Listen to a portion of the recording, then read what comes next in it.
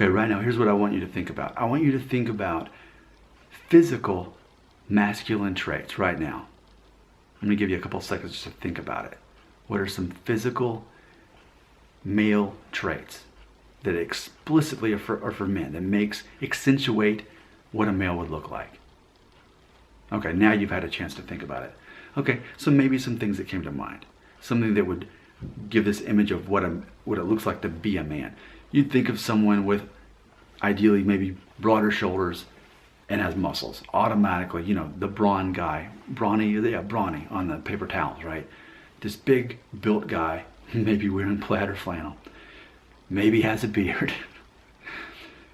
We're thinking about these concepts right now. And I'm not wearing, that's a complete coincidence to have a beard and shirt. Well, I promise that's a coincidence.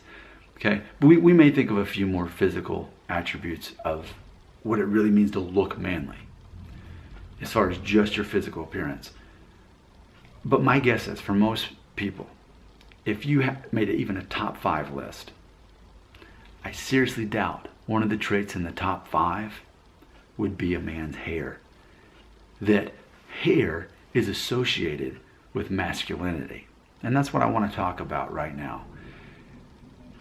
I think what happens is, especially a lot of younger guys that end up watching my videos, they care more about being attractive than they do actually being masculine. And we need to sort that out, because I'm all about the psychology of hair loss. Okay? So to imagine that we would put all this weight on, well, I want to look like Justin Bieber. I want whoever the good-looking guy is supposed to be. I don't know who he is. Okay?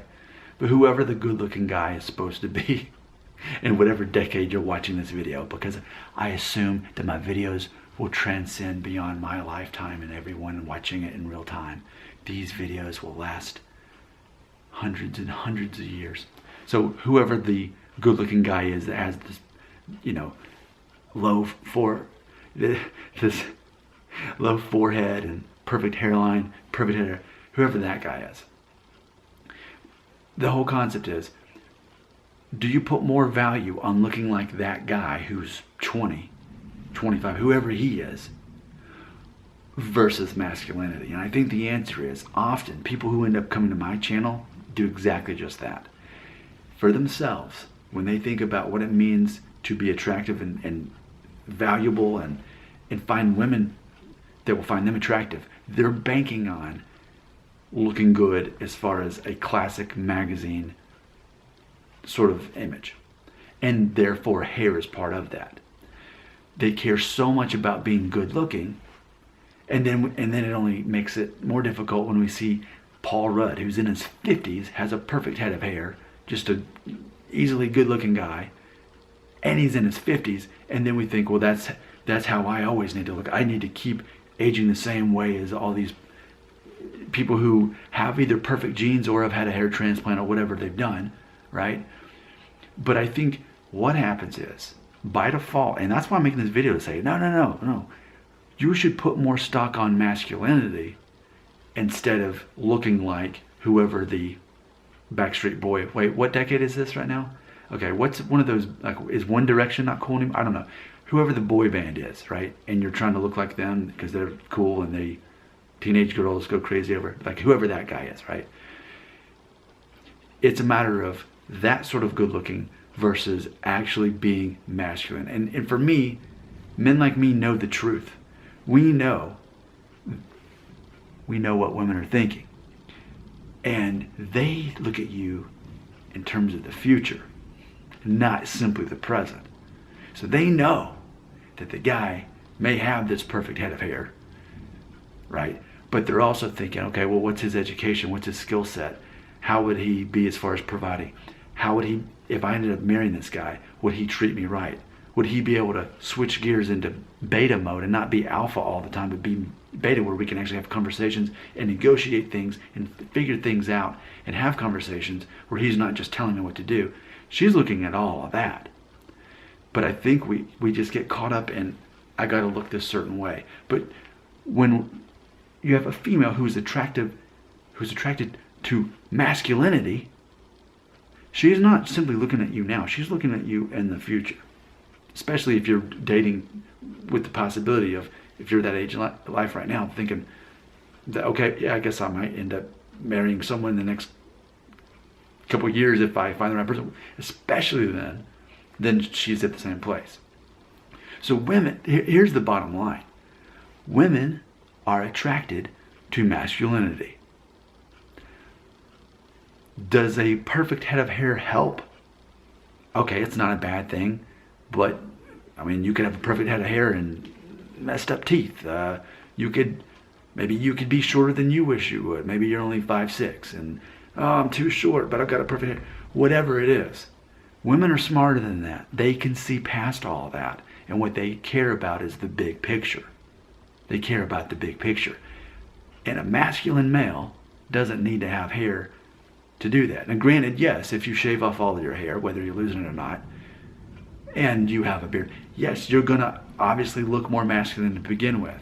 But we're worshiping hair as if that's the thing that makes us so attractive. When, yes, I'll admit, take a 25-year-old guy that's Norwood 5 and has not shaven his hair versus a guy who has a perfect head of hair. Sure, the woman would choose the guy with the perfect head of hair. But take those same guys and take the Norwood 5 guy, shave his head, grow the beard, and that's a different story, because remember, not all women are just attracted to one type of man. And by the way, the ones worshiping boy bands, they're teenage girls. What happens when you get in your 20s? I'm telling you, the women are attracted to men especially differently once the 20s kick in. I'm telling you, so much stock is going into hair as if that's a masculine trait. And I'm saying what you should do is to put your stock in being masculine. And one of the ways that you are masculine, in addition to whatever physical traits we're talking about here, is how you act, how you treat women, how you treat yourself, that you can respect yourself enough to, even if you are losing your hair, that you're not freaking out about it, you're not worried, oh no, I'm losing my hair, I'm kind of short, what else about me? She's looking for someone who's okay with her flaws. That's masculine. Being able to totally own up to that, to whatever it is, I'm aware of all my flaws, and if people tell me more flaws that I have that I didn't know about, well, good, then I can learn something else that I'm not good at so that I can embrace that. Part of being masculine is knowing what your weaknesses and faults are and totally making that part of your identity, while at the same time equally being aware of everything you're good at and finding identity in that, so that you're not putting all your identity in the things that you're not good at. Women are attracted to masculinity, not simply feeding looks that are going to be going away. Because guess what? Women's looks are going to be they're going to be aging too, and they know that. They're looking at big picture. So, hair, having hair, stop worshiping hair. It's not a good investment. Okay? Closing thought, right? I know so many people, it's just a normal thing. I know so many people, oh, you know what would be an awesome car? And they go out and get that awesome car, whatever it is. And then they're making payments for years on that awesome car so that people can say, man, nice Mustang, nice Toyota Tundra, man, that's an awesome truck, that's an awesome car. Oh, I feel great, man, people like my car. Meanwhile, they're paying hundreds of dollars every month. They're paying more for the thing that they couldn't afford to begin with, okay? It's not an investment. A car is not an investment, because by the time you've paid it off, you can't buy a new one for the same amount of money. You lose thousands of dollars. Whereas a house, unless there's some kind of major recession like happened 10 years ago when I first got married and had the townhouse, what's going to happen is the value is going to increase year after year. So you're not throwing money away. And for me, it's the same concept with hair. Hair is like investing money in a car. By the time you can really enjoy it, there's really not that much point in having it anymore, because it hasn't held the value, it's lost the value. But if you're banking your identity in your masculinity, your skill sets, your ability to make money, your personality, so that people will find you someone that they want to be around and that treats other people the way that they want to be treated, maybe even has that to some of those leader qualities, those are the investments. Hair is not an investment. masculinity is. And you've now got a job to do, and that's to leave a comment right here.